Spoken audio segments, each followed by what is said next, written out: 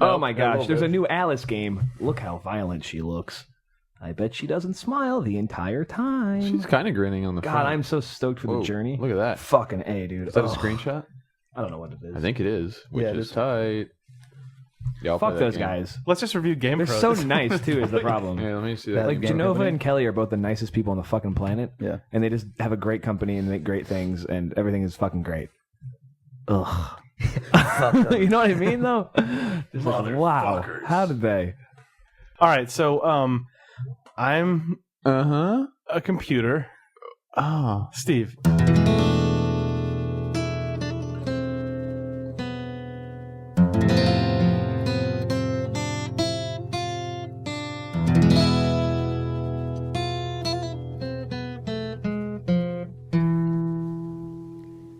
Video games, video games, video games, video games, video games, video games, video games, video games, video games, video games, video games, video games, video games, video games, video games, video games.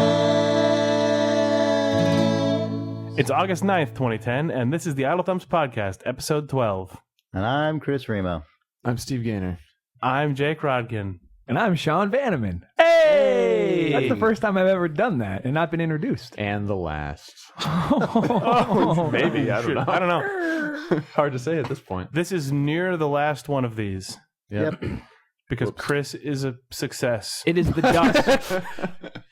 What? Oh, I said it's the dusk of the podcast. It is the dusk of the podcast. The sun hangs sun is low falling in the sky. on the Idle Thumbs podcast. Long shadows. Long shadows of across Chris cast the across face our of faces. Weird. the they're pod. both- Steve. Anyway, officially, congratulations, Chris. Yeah, Thanks. Chris, I haven't said Chris that is yet. going to Irrational Games in Boston. We're all very excited for him. Yep. Congrats, Pretty Chris. cool. Thank you. We're sitting amongst his boxes. Yeah, my apartment is in shambles right now, or in boxes, I guess more accurately. Yeah. In some ways, it's more organized than before in that it's all in That boxes. everything is in boxes. Yeah. Yeah. It also Is. is, It's. post-apocalyptic. But yeah. It is, because there's just like a PSP on the ground and... It's crazy in here.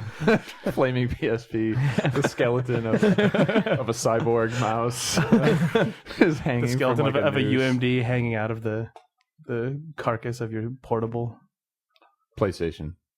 So yeah, you're only in town for a couple more weeks. Yep. Man. You gonna have any time to play any games between now and then? Yeah. I've played some games.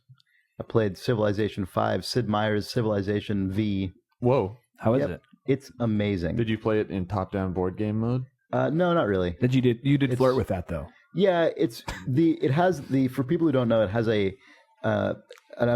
what's called a strategic mode you can enable. That's just a complete 2D top-down, hex-based view of the game that looks like Hexes. it looks like a super hardcore What? There's 2D just so war many game or dudes something. that would see a hex in like a mainstream game and like hex. Yeah. It's Chris. He's that guy. I'm not Maybe I'm not. not quite that guy. If No, I were I that, bet fucking Brecken is one of those guys because he loves really hardcore turn-based board Right. games. and I wasn't If you're Nick Brecken and you started to hyperventilate when you saw hexes in Civilization, please write to questions@idlethumbs.net. if you're Nick, but you're just basically asking Nick to write us an email. Is what's happening right now. But yeah, so I didn't use the strategic mode very much, and part of that is because honestly, a really big draw of Civilization 5, and I don't think I could have expected how to what extent this would be the case, is that it's a really, really, really beautiful game. More than any other Civilization game, as far as I'm concerned, by a long shot. Would you say it's goddamn gorgeous? I would say it is goddamn gorgeous. Nice. It's really what? I don't know, just in what way? The, It's like Anno 1440 or whatever that was. That game looked really nice. Yeah. Anno 1404 is also is a beautiful game. Yeah, that game is a very It was nice. I never looked that at game is beautiful Surprise. in sort of how it represents these cities and the people walking around and the beautiful lighting and everything.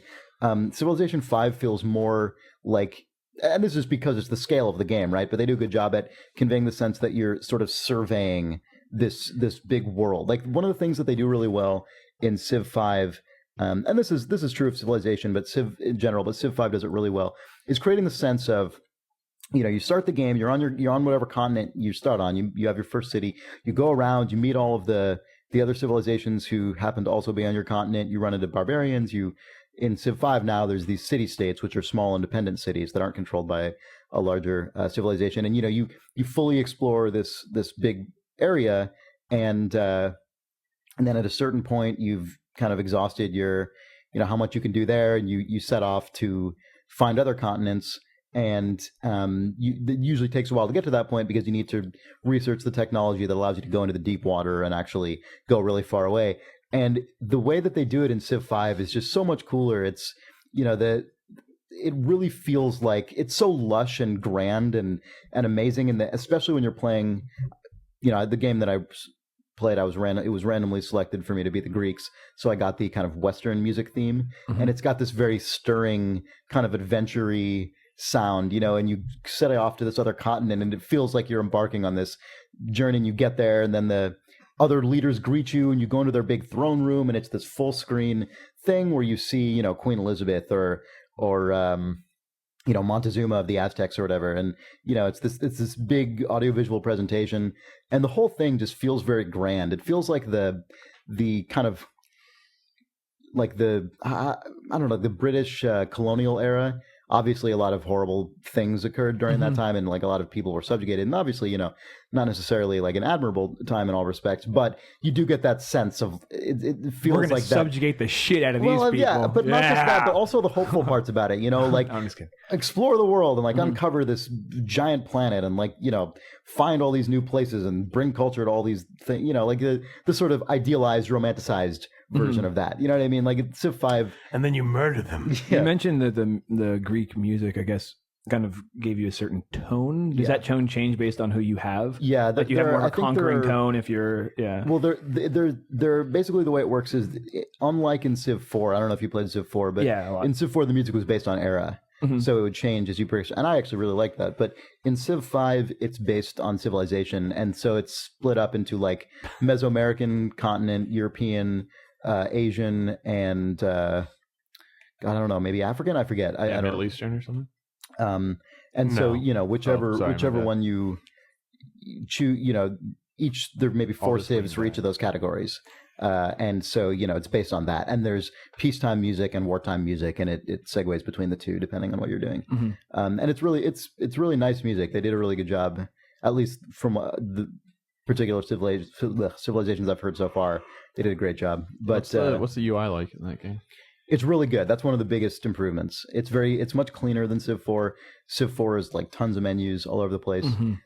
Civ 5, they've really done I guess just by practice at this point, done a really great job of stripping it down to what's necessary at any given time. But it's not actually a less complex game than Civ 4 at all. To my to sort of my observation, they've just done a much better job of showing you the relevant stuff at the right time and making it clear. They also have good tutorial modes, like people who have never played Civ, my next question, people who have played Civ but not played Civ 5, and then it teaches you what's different about this one. I mean, there's good choices like that. Cool. Because I love Civ 4, but it was my first Civ, and I didn't feel like it was approachable. Really, I had to really get my head around some like very new concepts. No, I kind of know how you feel because I went from I played a lot of Civ 1 when that came out, but I never played Civ 2 or Civ 3. So I went from Civ 1 to Civ 4, and it still felt like a kind of a big jump. Yeah. Civ 5 is awesome though. The biggest, people have talked a lot about the hexes and the no stacking, both of which are really big deals.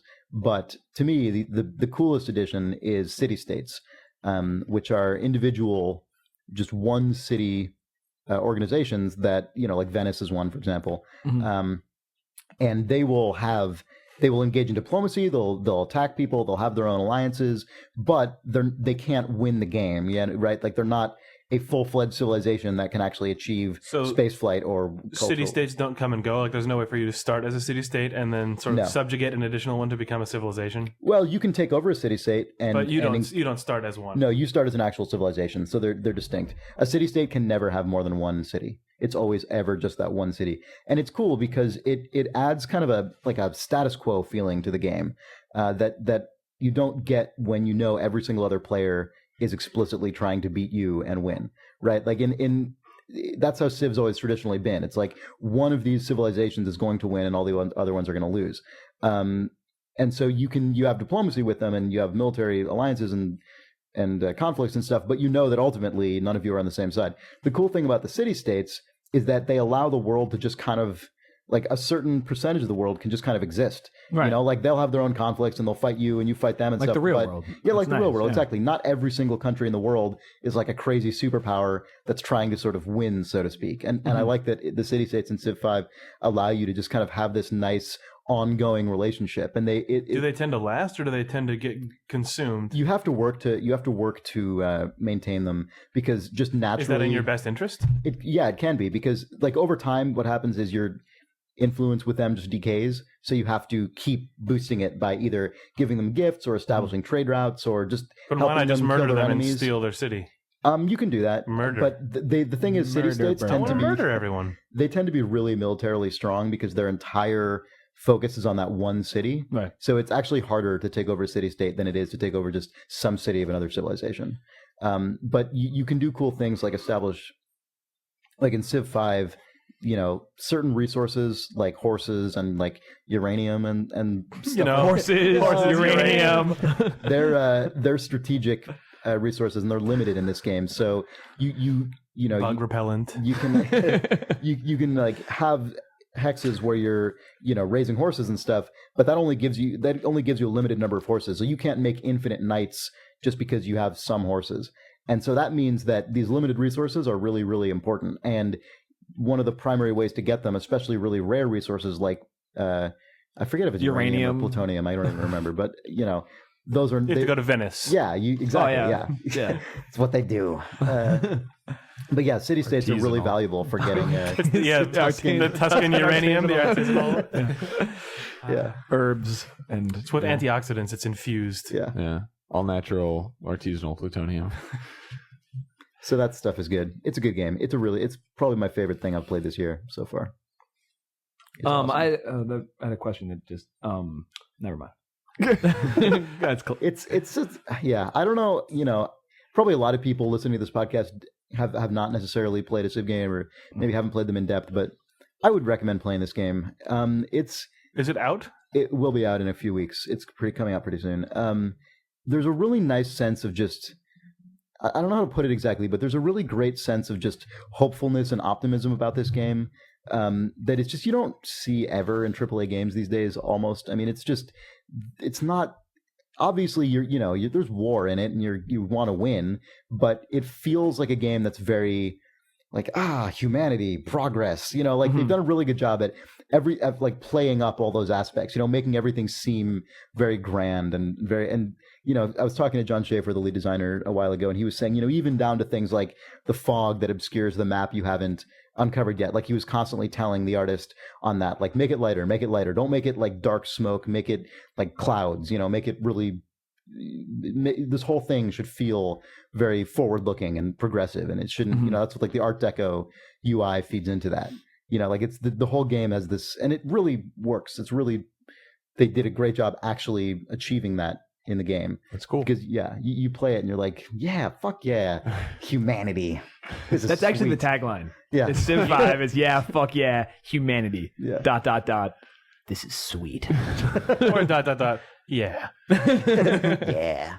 Yeah, I've noticed for some reason I'm pleased with it on some level. Like 2K seems to have this sort of stream of games that are like classy, or at least the point of it, like the presentation. Like, right, they've just been like, taste, we've got it. Have you seen game design? Have you seen the official logo for XCOM?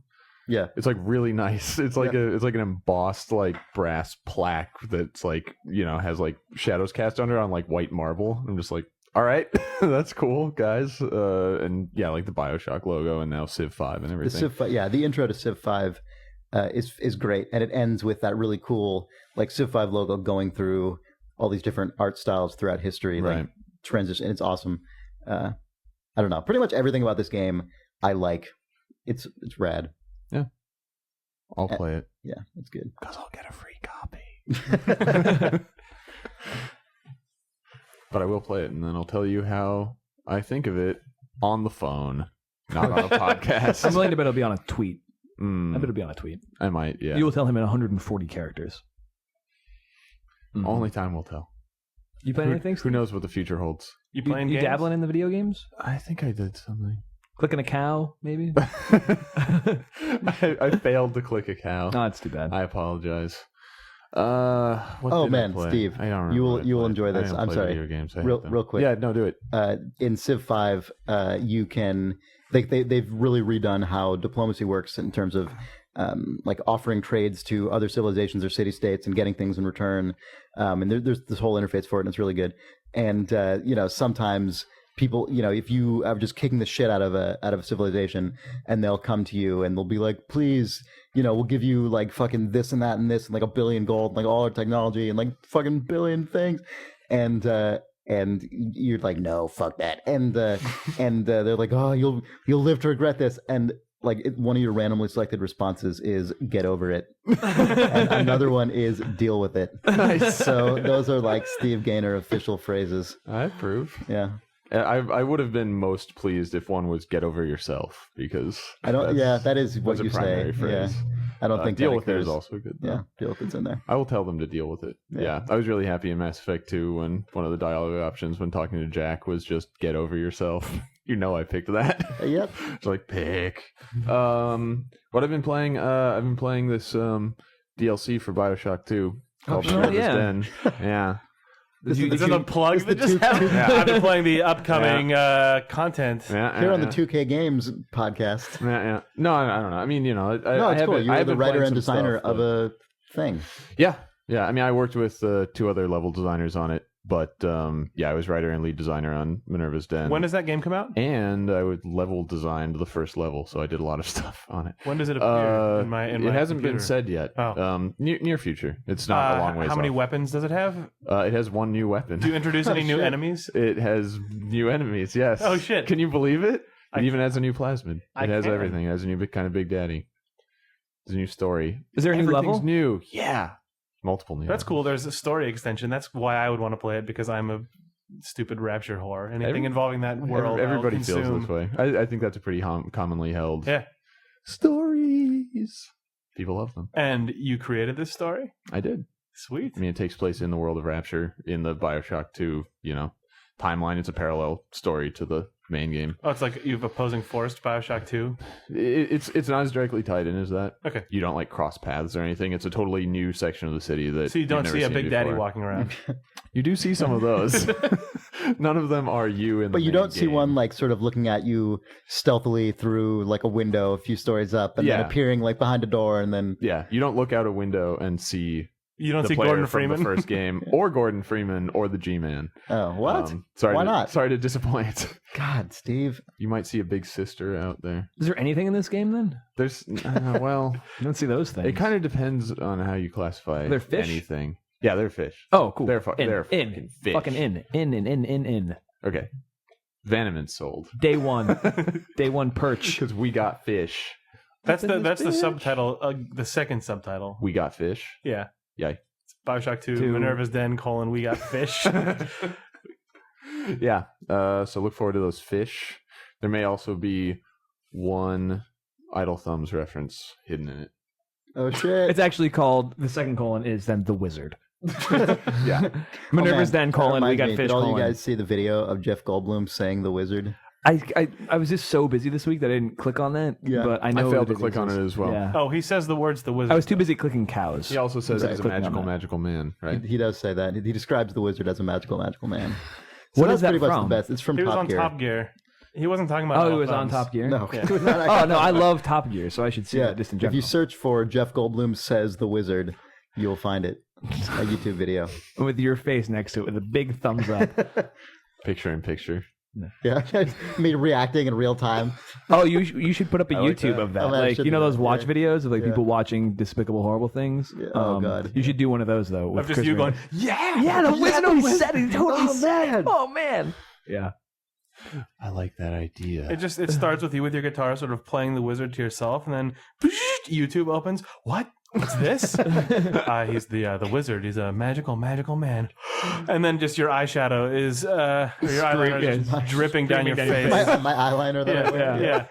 It's so beautiful. Yeah. So you made. Double Sorry, I want to rainbow talk all about the way. DLC for a second because I'm kind of curious about this because Sean and I work at a company that turns around games quickly, and you worked on the BioShock 2, and then you made this content. DLC, yeah. Yeah. Was it? How would you rate that on a scale of 1 to 10? What? No. What are you asking him? It had to. What's the Metacritic score of your DLC going to be? It had to have been different. Was it nice to work on a small thing, or did it make you crave a huge game again? The answer is yes. It was good. It was sweet. It was good. Yeah. I mean, like if anything, like I guess if there was any downside, it would have just been there's kind of a continuation of the main project, just as far as how much work we were doing, Like what the you're property now was on and stuff. on BioShock. BioShock's done anyway.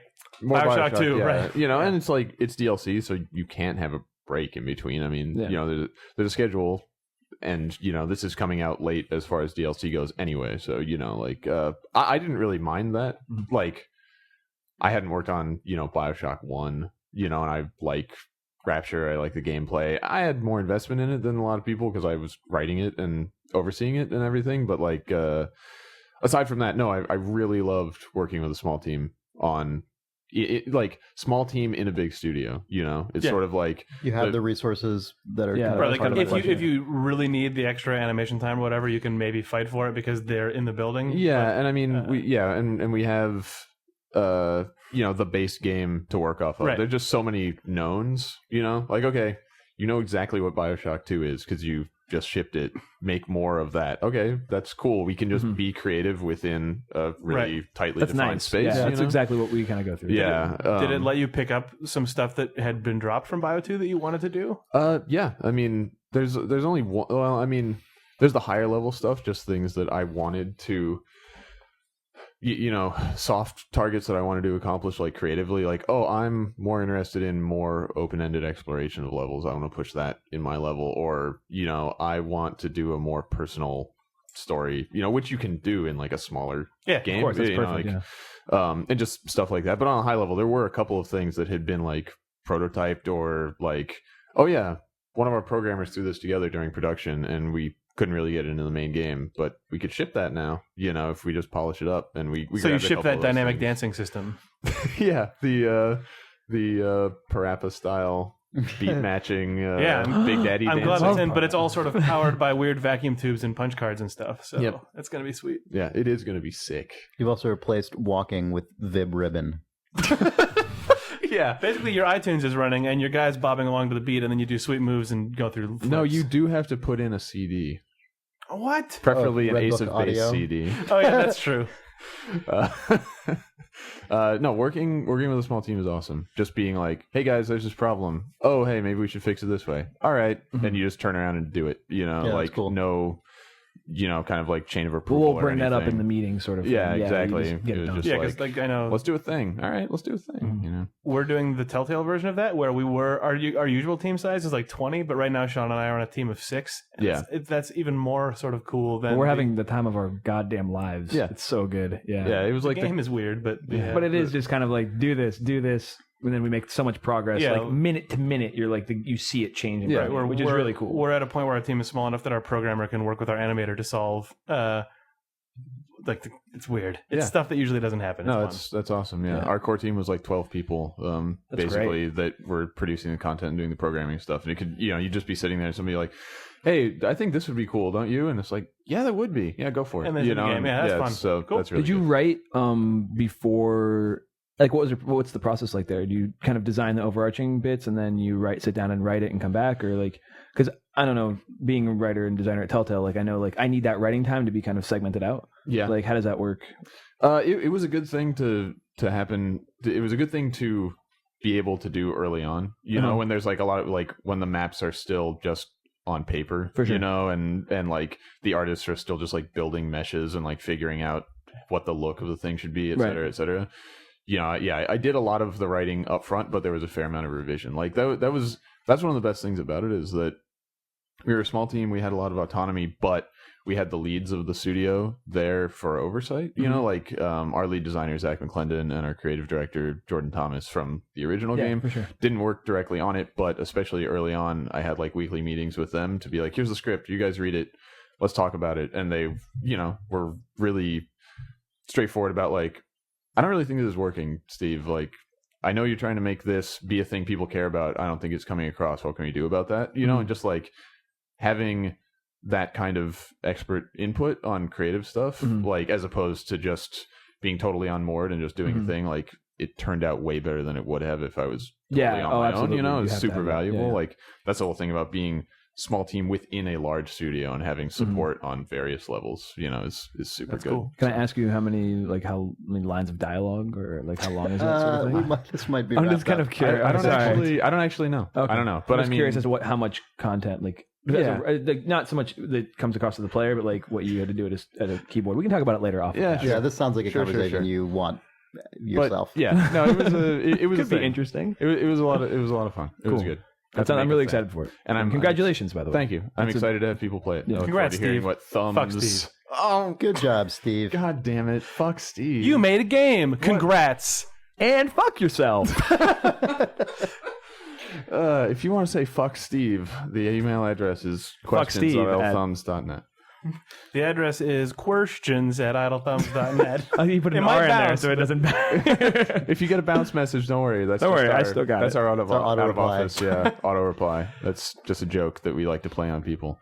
I've been playing some PSP games. I got a PSP. You have a PSP? I got one very recently. It was sort of like the PSP kind of reached a critical mass for me where I was like, there's a lot of weird, interesting sounding games that are only on PSP.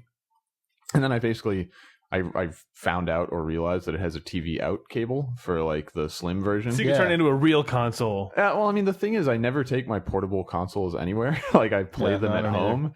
And so I was like, oh, I can put it on my TV and sit on my couch and not like hunch over a 3-inch screen to play this stuff. All right, fine. And I did it. So I got a bunch of downloadable games and stuff for it and a couple of UMDs.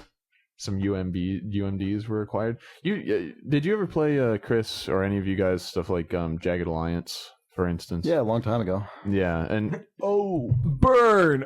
Get it? Burn? A long time ago. A while ago when it was cool. What are you playing? I'm sure that's what Steve also means. Yeah, I played them in high. I mean, those games came out a long time ago. Yeah. But I played them in high school. when I was a baby. Yeah, a baby in Whatever. high school. A high school baby, as they say. Sounds like a movie featuring a 90s dog. Some super smart baby goes to high school because he just gets advanced through 9-10 grades And when he's like some 2. like This baby skipped 12 grades. Seniors are like hanging out in the hall with the PSP talking about this this crazy game, Jagged Alliance. Yeah, you probably couldn't beat it. It was really hard. Because you're a baby, and then some girl's like, no, this baby's cool. She's and the girl with the the scrunchie. baby gets the high score. Yeah. And it sounds like What, it's Pac-Man about a when he baby who plays goes it. to high school and is the video game champ?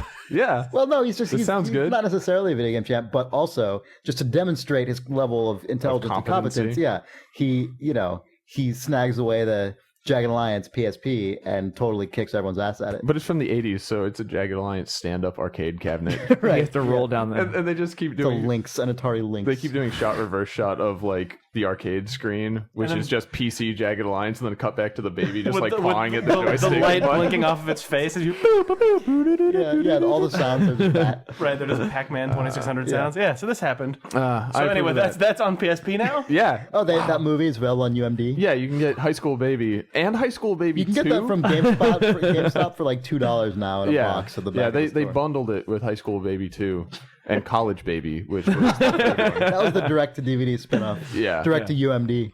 Yeah, he was 1.5 when he went to high school, and then at the end of High School Baby 2, he got skipped out of 11th. Well, then it 12th was grade. College Baby : Baby's first words. Look who's talking now. It's College Baby. That's true. the answer to your question. That's when they introduced the talking dog, though, I believe, which is 90s the dog. two talking dogs. Or is it, look who's talking now. John Travolta, I think. If I'm not mistaken. No, John Travolta is the dad in that movie. The dogs are Bruce Willis and Fuck, I can't remember the person. Wow. Oh shit, we got 50% of the talking dogs. Kirstie Look Alley. who's fucking Yeah, college baby no. over Kirstie here. Alley is also is the mom or is the mom. Okay. How do you weird? So what's going on? So Steve, anyway, Jack Alliance. I played this. I can tell you So why. you played this baby game. was in that this movie. brilliant genius baby game. I don't want to talk about it. You were in Different time. Lucas Talking Now? No, let's not talk about it. Okay. You were one of the babies, and look who's talking now. Don't bring No. something up just so you can say, well, I don't want to talk about it. This is That's a podcast. exactly why I bring Were you a things up. walk-on and Look Who's Talking Now? I had a bit part. That's not. Yeah, it's not a big deal. Really? Did you? No. You were like 7 when those movies came out. No, I You was could've like been I in was it. like 13. Oh yeah, because it's the third one. So it's Yeah, yeah. I guess. But my sister was like, who's like 4.5 years younger than me, is the market for that movie. That's why I know about that movie. Oh, Like it was around the house. fine. And I was in it. Yeah, I thought somebody was in it. I was all excited. You were the baby.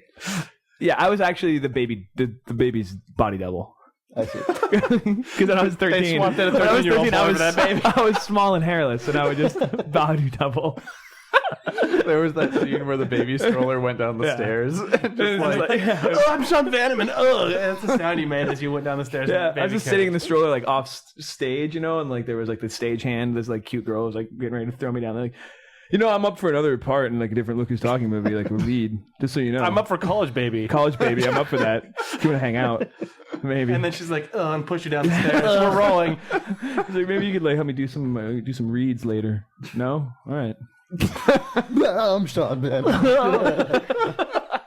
Don't you know? these impressions of being pushed downstairs in a stroller are not as good if you can't see them. I know. It involves lots of they're shoulders really good. bouncing and Yeah. face Yeah. sort of. So how's that PlayStation Portable? So you were playing Dragon Alliance? I played one of the reasons I was interested in actually buying a PSP was Tell us. the Metal Gear Acid games. Oh, those games are good. Yeah, I like those games a lot. They are a turn-based tactical gunplay series of games that are based on Metal Gear Solid, but they don't. I mean, Yeah. it's really interesting. Like it's a really cool. The theme of them is Metal concept. Gear Solid, but the game design is a card-based thing. Yeah, and it pulls in some stuff, just like It that pulls in you- people saying Metal Gear. It does. It does. Sweet. There's no voice, but in text there is Metal Gear exclamation mark exclamation point. I just like to see you like it's like 2 a.m. and like the cast of the TV on your face, but you're doing the voices. Oh, Metal Gear. I wish I had. Rachel's like, what are you doing in there? Shut up. Metal Gear.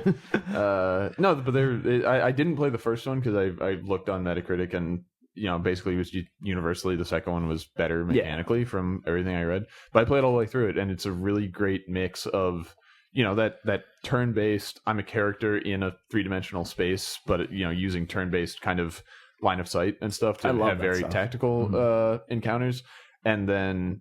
So the movement is based on action points basically, and you can run around or you can go prone to like crawl under things, and you can like press up against a wall and like knock on it to get a guy's attention and stuff like that. But then all of your abilities are more like a Magic the Gathering style like card deck of cards that you're drawing from. So whether you can shoot a guy or like use a chaff grenade or use some kind of like special ability that's based on one of the Metal Gear bosses or something is based on draw order. I really love the game. It has a great style, and it really feels suited to the portable platform. Or to your HD TV. Yeah, Or to your to- big TV. Yeah. No, but I mean like to the controls that are available on the PSP, Yeah, sure. right? Because like I That's always my apprehension about a lot of those larger Yeah. scale PSP games. I played like not Peace Walker. That's the new one. I played Portable Ops. and I couldn't fucking play it. Like the controls for like a full 3D orbiting camera. I agree. just- That's hard for me. It only has one thumbstick Yep. thing, and it's just like you can't do that. Like I don't know. At least I couldn't get my head around it. I hear the controls in Peace Walker are better for third person stuff, but this is like it's turn based, so you don't have to worry about being really responsive about where you're looking. Mhm. Then it's all about choose a target and confirm your attack on him, not like aim and line up shots and stuff like that. I really like those games just in general. I mean, I think have I talked about Full Spectrum Warrior on the cast? I think I have. But like the same I don't know. games that allow you to like kind of just think strategically about about action in a 3D space without kind of being without having to constantly react. I don't know. I like that it Right. kind of gives you that time to think strategically about the Yeah. space, and I really like games like that a lot. Yeah. So I would definitely suggest that game if you have access to a PSP and you've ever played a game like Jagged Alliance and you kind of have that turn-based itch that hasn't been scratched for a while. I thought it was super good. It'll scratch your itch. Yeah, it'll scratch it. It'll scratch it good. It'll be weird, but you'll like it. Yeah. I've been playing some other stuff. I got some stuff off of PSN. I generally am happy with the purchase, having found a bunch of weird, just sort of like quirky stuff, like Half Minute Hero stuff that you just can't find anywhere else. Yeah, you can borrow my PSP and play it if you'd like. Oh shit! I just made an extreme happy face silently into the microphone. He's doing it again. Yeah. So that's my turn-based strategy thing. Look, I didn't lean away from a strategy discussion. Oh man! Look at you're turning over new leaves just in time for the podcast to really take off. Oh. Yeah, I know. A whole bunch of people like about a week or two ago were like, "Man, this podcast's coming out every week now. This is great. So good." It's the salad days of the podcast. No. Sorry about that. I think we should break for a second. Let's take a break. Take a break. All right. Goodbye. The podcast is over now. See you guys. Video game. Pretty much what all of my nightmares are now. I mean, not nightmares, but like all my dreams are generally just about a stupid thing happened. Just like, a dumb thing at work, stupid, or like that was a pretty good day at work. Cool. Are you having? And then I'll wake up and I'm like, it wasn't even a good day because I was sleeping. What? Are you having anxiety dreams about moving? I didn't hear. No, I actually haven't had any. No, I haven't had any dreams about moving. I used to have dreams like the one you had at school. I'm stressed out like in my real life about moving already. What? Jake? Oh, I would have dreams like that in school. I never have them about work, but I would always have dreams where I was like, oh, I took a math test and it was really hard, but I think I did okay. Yeah. No! All that work on that math test. Yeah, where like the actual math problems aren't solved, but the emotional duress of taking a test is fully experienced and recorded in memory perfectly. That's what my dreams are like now. I've increasingly had dreams like that. It's horrible. You put yourself through the ringer. You're on the other side. And you're like, oh, thank God that's over. Yeah. And then you wake up and it's not over. Yeah, but in some cases, it's just like, oh, that was a better day than I usually have. I was like, better day than usual. And then I wake up and it's like, ugh. I guess it wasn't. It didn't really happen. But you can make it that day with the power of positive thinking. That's true. Yeah, the secret. Yeah. I was playing Stalker Call of Pripyat and I saw a neat thing, and then it wasn't that neat at the end. Poop took a pee. I was dreaming at the time. I was dreaming about playing Call of Pripyat, but I was actually playing Far Cry 2 in my sleep. I kind of do. And then there was a storm in my dream that then caused a grenade to fall down a hill and blow up my car. It was hilarious. The end. Sweet. Then I woke up and I played a game. Isn't that great? Maybe that ever happened to you? What? Exactly. Video game. Oh, you're cool on Cyborgs now? You're like, whatever. No, I said they're cool, Alex. He's always been cool. Steve loves cyborgs more than anyone. But now he's Not like, really true. You are a I bet cyborg. there's a guy. There's a few guys. I think there's some guys somewhere. Like the guy who changed his name to Cyborg, probably. and got the full cyborg tattoo to make his arm look mechanical. Yeah, like the Terminator. The Mechatat. Mm-hmm. Like the guy who did the lizard tattoo. There's the guy that has a bunch of PVC statuettes of cyborgs on his computer. There's that guy who dressed up like Tron.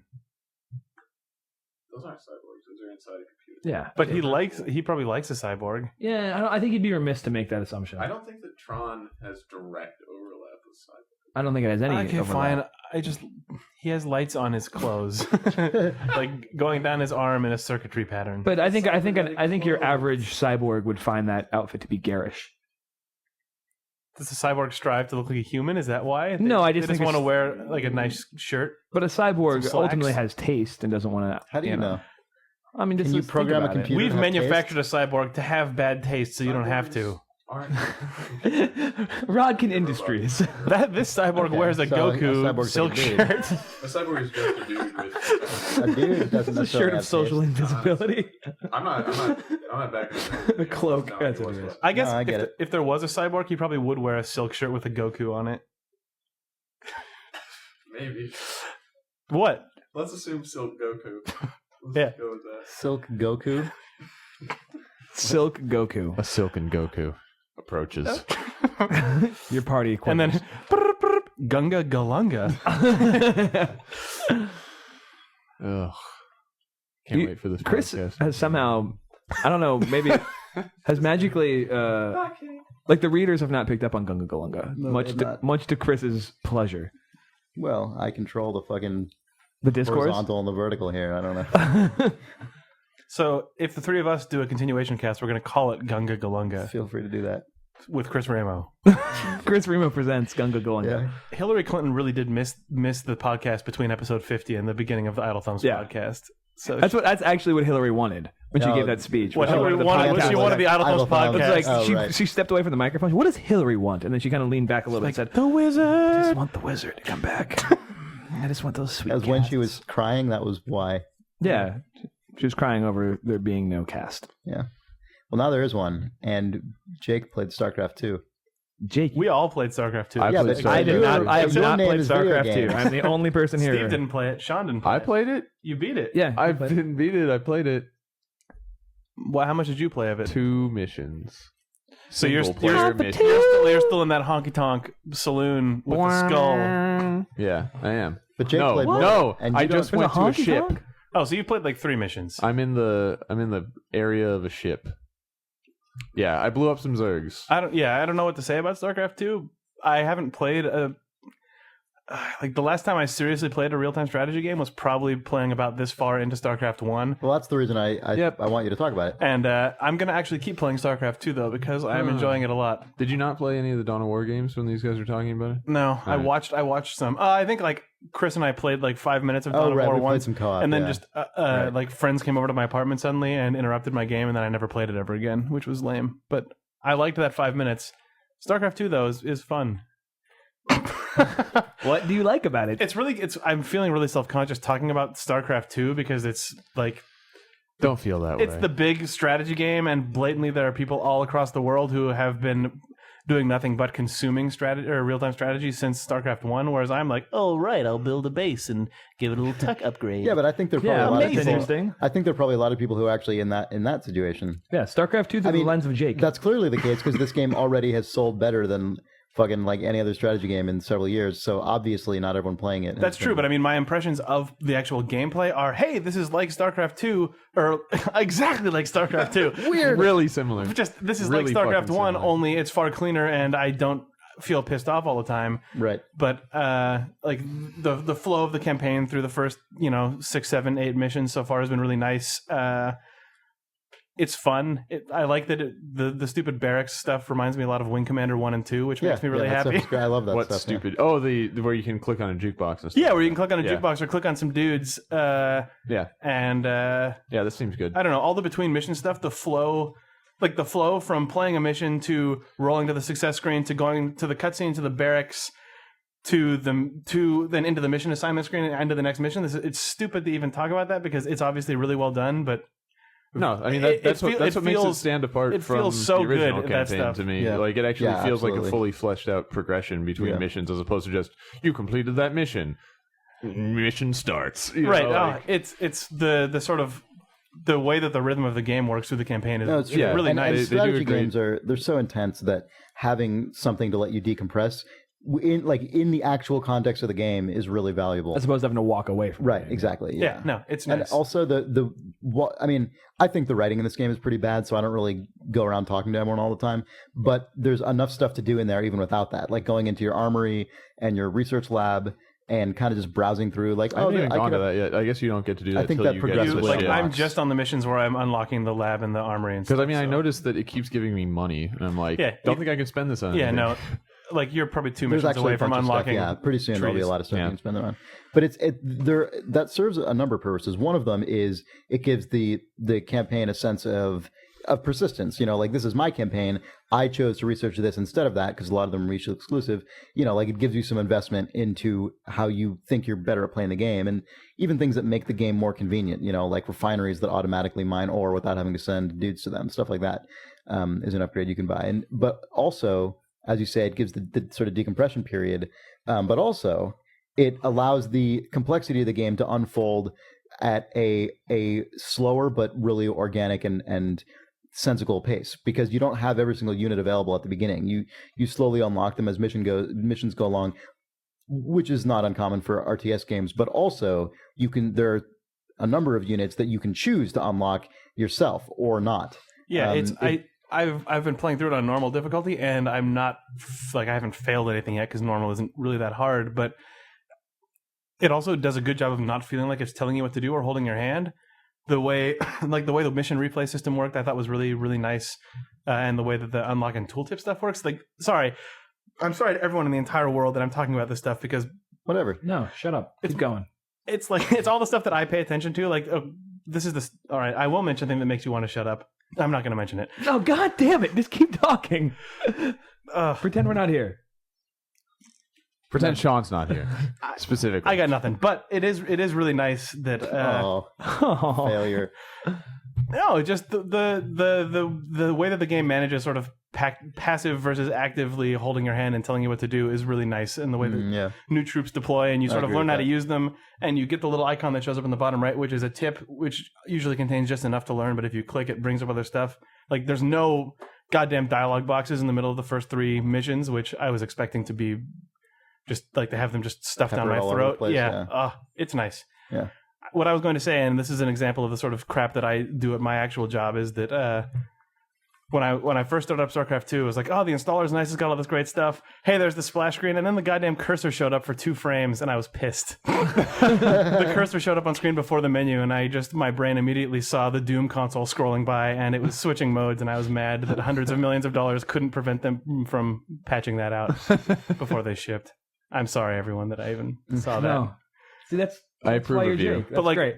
The actual sort of management of intangibles like that, StarCraft II is really good at, and that makes me even more disappointed when they occasionally drop the ball on that stuff. Yeah, like I know what you mean. The way the in between things are really nicely fully 3D, and like the UI of the mission select screen is actually represented in a world, and it flies into it. Yeah, that is Jake porn, unfortunately. But also, just playing the game is fun. Sweet. Yeah. Building guys and making them walk around and fight enemies. I think that's what this game is like. Yeah, I did some of that. Pretty much what it's like. Some of that. Not Did a any lot of your it. guys die? I've lost men in battle, yes. How did that make you feel? It was all right.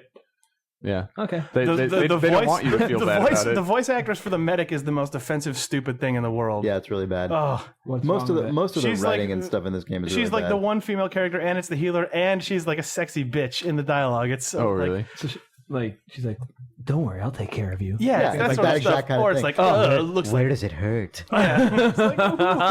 It's like, I turned off the like voice confirmation of selecting units and sending them places. I did it before I even started playing the game, just because I hate hearing the same voice clip did you not? at least- 500 times. I didn't- you know? I didn't do she it, says, but where this does it is hurt? for you. Did she say, where does it hurt? Yeah. That's so funny, because not Amelia's really. roommate, who's a cool guy, he plays games, and he's playing StarCraft II right now.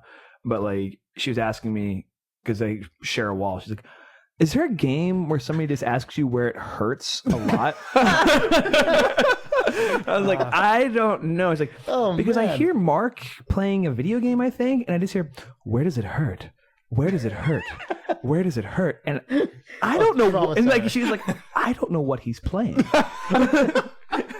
Yeah, that's And he's why- kind of younger, but like a really nice kid. And that's why I turned that so shit fun. off. I just can't That's fucking hilarious. take it. I'm glad we helped you solve that. Yeah, so, Yeah. I know he's been playing StarCraft too, so then it all kind of went. It's a good thing Click Jake together right there. decided to call out the medic. Yeah, that's awesome. Oh. No, I found the Is there a game that just asks you where does it hurt? I don't know. That's my favorite question that's ever been mentioned on this podcast. where it asks you. Yeah, It's the voice of the game yeah, itself. the computer brain.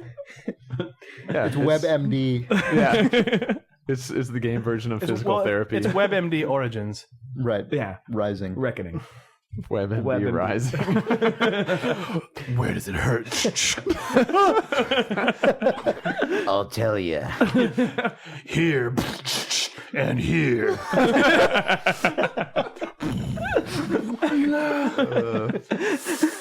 The doctor is in. Why don't you get to write WebMD Rising, the video game, Jake? We just wrote it right now. Oh, But at the end of all that, it just goes, Telltale game. you have bronchitis. Or syphilis. Like, you think you have. Ask your physician to be sure. Where does it hurt? This is for you. This is yours. Time to die. If Die. WebMD Reckoning said time to die. Die. Die. Time to die. Die. This is for you. A prescription. What? Yeah. Anyway. to die. You either A prescription for death. you either have strep throat or it's time to die. What the fuck? Anyway, WebMD. Okay. Oops. So yeah, StarCraft 2 is pretty fun. Yeah, I enjoy that video game. It is. Where does it hurt? There's also- I did find the writing kind of annoying, especially in the first level. It's just like Everybody keeps saying that. Like I'm just listening. I don't really know why it well, bothers me so much. I know why. seems I know to why it really hurt bothers me people. because they took their attempt at like so kind of like unspoken social commentary and just made it the main thing about everything that happens. Like I'll use an example, that I cited as a good thing from when I originally played BioShock. Wasn't working on it or whatever, but there's if you remember them, the PSAs, the public service announcements that are the characters Jim and Mary, and they're like propaganda, and the guy's like, "What's the matter, Mary?" And she's like, "Oh, I hear they're telling people to stay in their homes now," and it's like a thing about that Andrew Ryan released to make the populace be calm and not freak out about like Atlas's terrorists, basically. And like when you listen to it, they appropriated a lot of the buzzwords and language of like Bush era, like post 9/11 stuff about just like go out and shop to help the economy. It's the rapture way of life, and like it was 100% in the background. Like you had to go through an area, leave, come back, and now this thing's playing just ambiently, and you have to listen to it and be like, whoa, that's like what I'm hearing on the news. That's a cool parallel to draw. Whereas like in the first mission of StarCraft II, like it's the just TV like reporter. Or you're just in the mission and like you hit a trigger point and the bad dictator soldier guys are like, let's take out these insurgents, and it's you, and it's just like I fucking get it, guys, like and it's just like so heavy-handed that it grates on me a lot, just that kind of stuff. Some of it also seems to be down to the voice acting. Like I finally got to the cutscene, like finally after 20 minutes or whatever, 40 minutes of that game. It seemed like finally, because I don't play games and I'm a baby, but you get I agree that you're a baby. You get like I'm the college baby, but you get you sort of get through the tutorial planet and you get up to your ship, and there were some nice cutscenes there, and then Big Stompin' Blue cigar guy showed up again and immediately ruined everything because his voice actor is the worst. But if you're listening, like he's great, but like the beginning of the opening cutscene where he says it's about time, but instead it's like it's about time, or like it was like, what, you botched your one line read in the pre-rendered opening cutscene? It was really odd. That guy, he makes me mad. But he also had like 70% of the dialogue in the first leg of the game. the thing with voice acting is like for that to be good, you just need a voice director who's owning it being good. And if there's like too many people in the room, there's so many different things that can make a good actor be bad. And it's not even the line. It's not even what's written down. Like, though sometimes that doesn't help. It's true. It can detract. But like there are a lot of intangibles, I think, to voice acting where it's like if you just have the right people in the room at the right time, you'll get good lines out of good reads out of mediocre lines too. Unless you give them lines that are impossible time to read to die. well. Yeah. The main times, and there aren't lots of instances of this, but the main time to die, the main instances I've found where I will occasionally be pleased by a line of dialogue or a read in StarCraft II is when, Jim Raynor, fucking like good old boy, maximum old boy good, is just like Maximum old boy maximum gold game. Everything out of that guy's mouth is just like, well, shucks. I don't know what they say in that fancy confederation, but I like people to be free. It's just like everything out of his mouth is just like that. Right. And every once in a while, someone else on his ship will respond in just like a normal human way that totally deflates his just like fucking where they're like, that's that nice. shit. And like, yeah, all right, good. That's awesome. Like, yeah. So, I haven't heard that. sometimes they'll hit that and I'm it's really excited about effective that. and good. And I'm like, Yeah, that's super Jesus, good. finally. Like here's a parallel draw just because I saw this movie recently. I had never seen Big Trouble in Little China before. Have you guys seen? I've seen most years of it. ago, yeah. Yeah, I mean everybody saw it years ago. I just saw it for the first time like a week ago.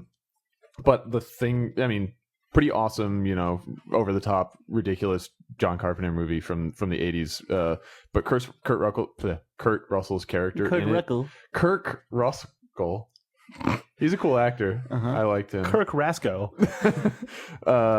Donnie Brasco. That's what I was going with it. No, but Kurt Russell's character in the movie is basically just like an audience cipher, and every line it just seemed to be, what would I say if I was in this ridiculous situation right now? So most of his lines are just like, what the fuck is going on? Or like, I don't think that sounds like a good idea. Like, he's just like not a movie character, you know, and He's a video game character. not really. I mean, that's the thing is like so much stuff is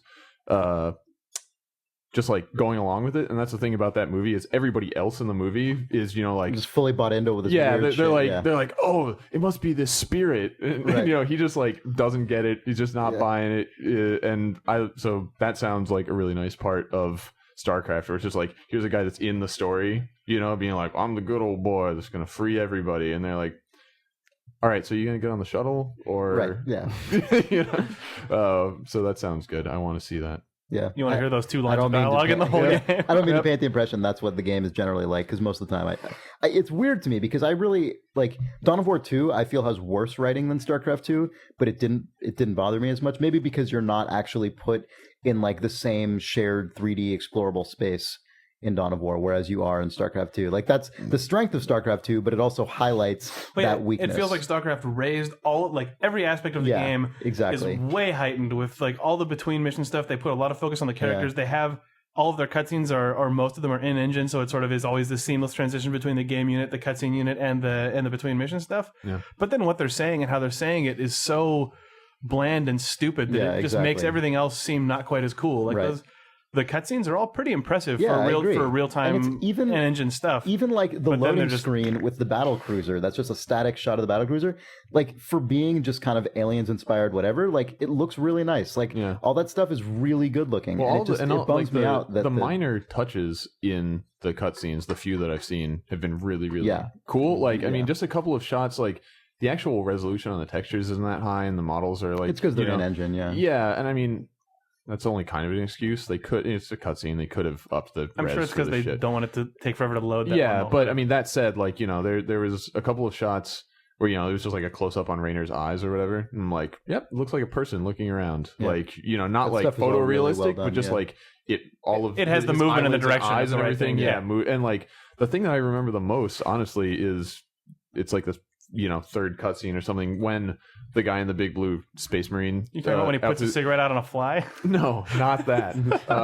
It's prior to that. I'm talking about when I'm talking about when he's sitting at the bar and space marine guy comes in behind him, and they do a close up shot of Rainer's hand going from his drink and like creeping really slowly, like pinky first across the table, like towards the handle of his gun, and just like the animation on the hand, just so good. Just like they got like the mood of that. You're like, oh man, sweet space western, good stuff, and then just looks like you're back in the business, badoop. Like, oh, But I mean, it doesn't look cartoony. It's really dramatic. It's like somebody would move their hand that way, and it was really like kind of striking to me, you know. And then the broad strokes are much less interesting.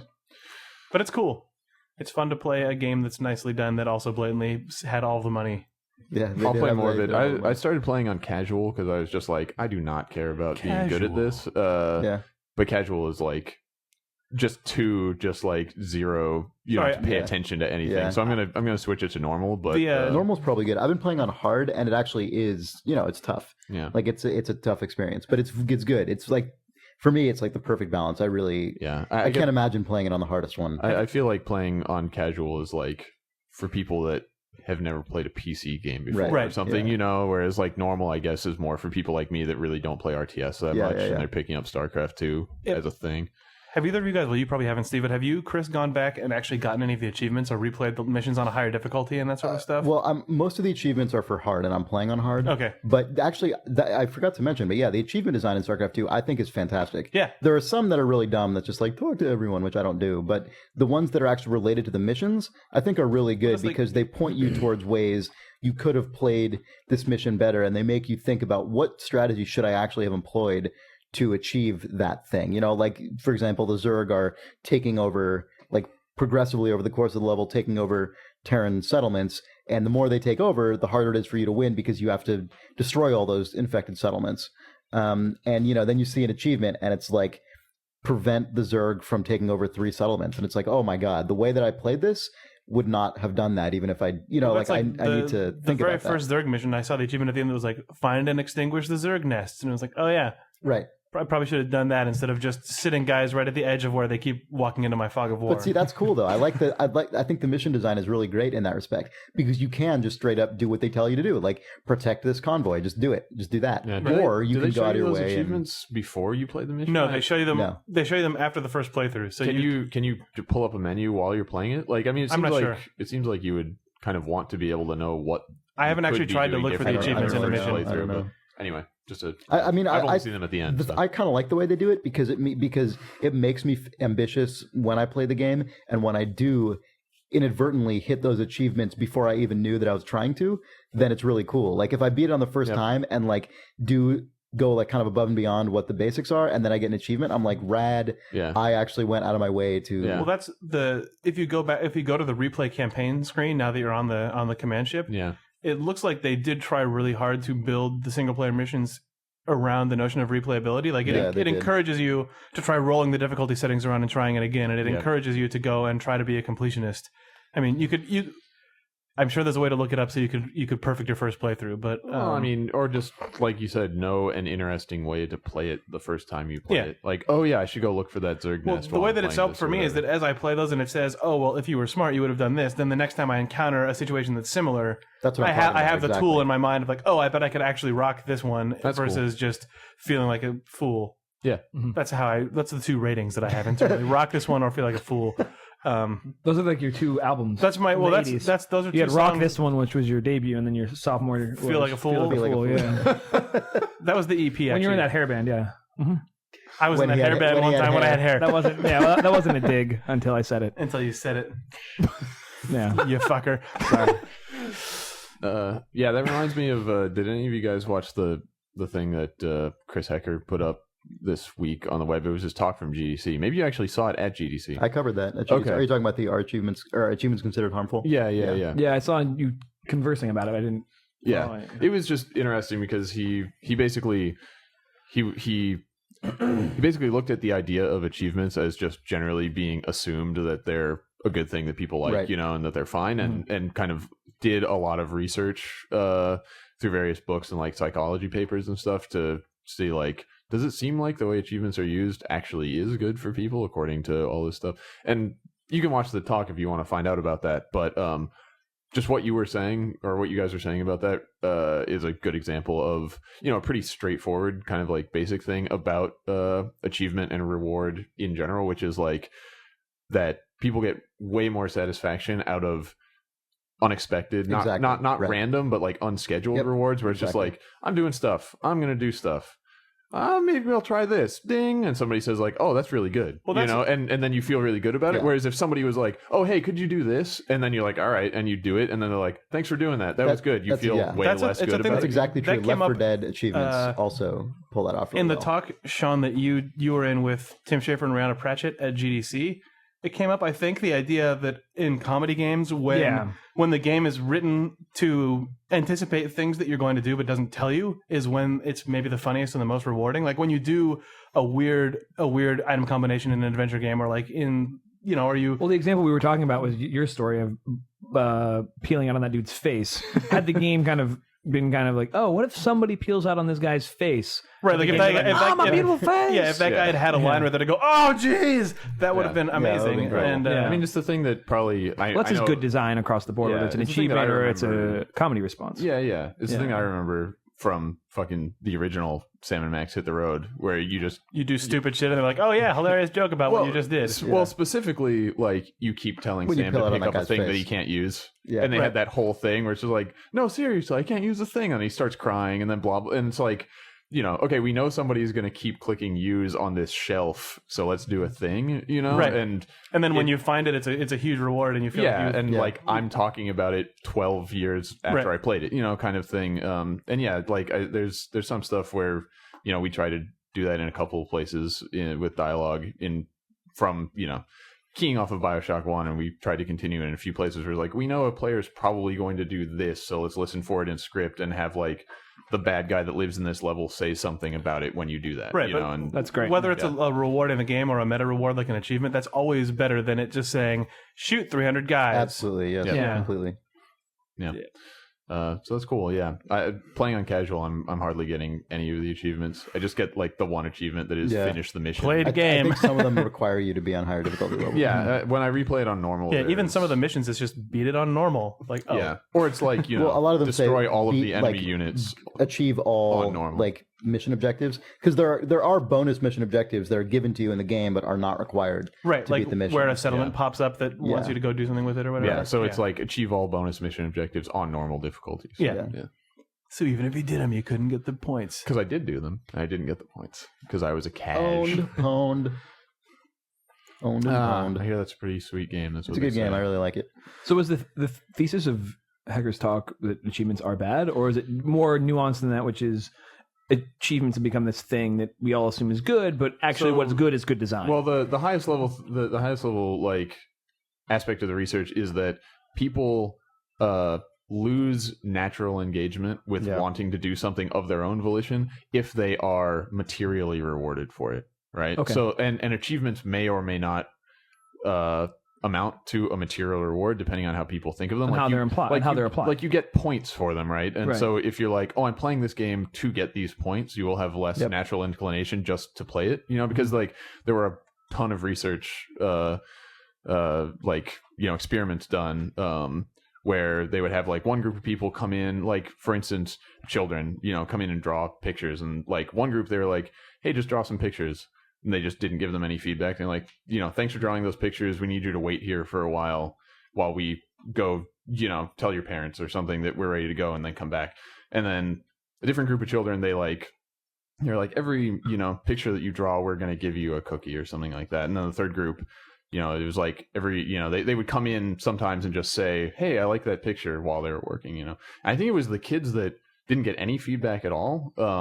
Like in that 10-minute interim when they left and said they had to do something, they like kept watching them through two-way glass, and they would just keep drawing of their own volition. But like the kids that they basically paid to do it, they would just universally not draw it anymore because they were like, I'm not getting paid for this. Yeah. Fuck it. And they did a bunch of different studies with like college age people, and all like solving. It was basically the same thing with like solving puzzles. And it was like if you got just sort of like unscheduled verbal feedback that like, hey, that thing you're doing is cool, or just no feedback at all, and the thing was its own reward, they would like continue doing it.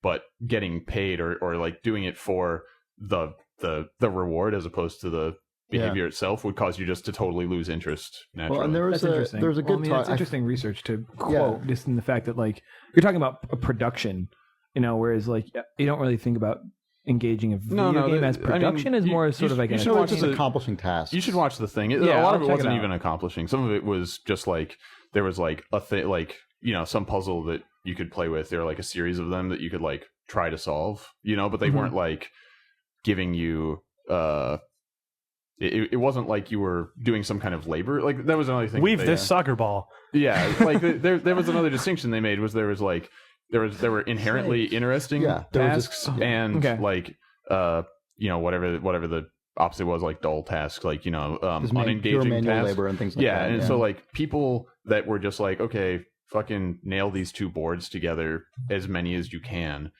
They did more when they got paid because they had no interest in nailing two boards together naturally. Right. But if it was like, here's an interesting thing that you would enjoy doing for the act of doing it, like a Rubik's Cube or something like that, the people that they were like, we will pay you $1 every time you solve this Rubik's Cube.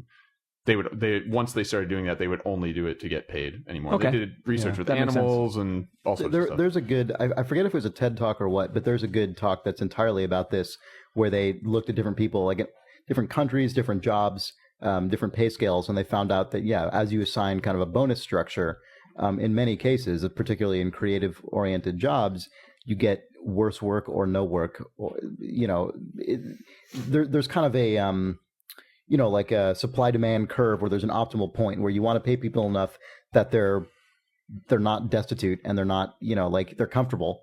But you don't want to get to the point where they're reminded of it so frequently that they just purely associate it with the reward. Exactly. And that's the danger, I think, with achievements when you look at, sites that like so heavily focus on like tracking your achievements, getting all this, and think of it like, oh, it's my gamer score, and I've got this cumulative thing I've got to feed into. And it's like, if that becomes the framework in which you see these games that you're buying and playing, it stands to reason that you're going to associate that reward with the points more than you're going to associate the actual act of engaging with the, you know. And you'll definitely see that sometimes on forums. Yeah, for sure. Absolutely. Like gamer forums where it's like, oh man, I could get a bunch of achievements if I played that. I'll pick it up, you know, as opposed to, is that a good game kind of thing, you know, or, you know, yeah, I felt like I hardly got any achievements when I played that, you know, fuck it. Or, you know, this thing, you know, this downloadable game only has like 200 gamer points in it.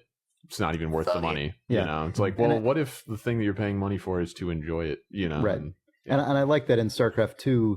I mean, I guess it connects to WoW as well. Like Blizzard has the cross-game achievement system, but really, you know, the points that I get for achievements in StarCraft II are fucking meaningless. Like, no one's gonna fucking see that, and it doesn't connect to any broader system for me personally. Yeah. So I like that they're just there as these like interesting goals that come up from time to time, and it's that I can discover. I mean, they're totally self-contained. You know, I'm not thinking about them in the context of this like value that I have compared to other things. Yeah, and like Hecker's talk, he was sure to frame it as not like a conclusive thing where he's like, here's the answer to achievements, but he's like, a bunch of research seems to imply this stuff, so maybe we should think about it more deeply than we do. But I mean, I think that stuff like the StarCraft achievements are a better example of just like, oh hey, here's a thing you could do.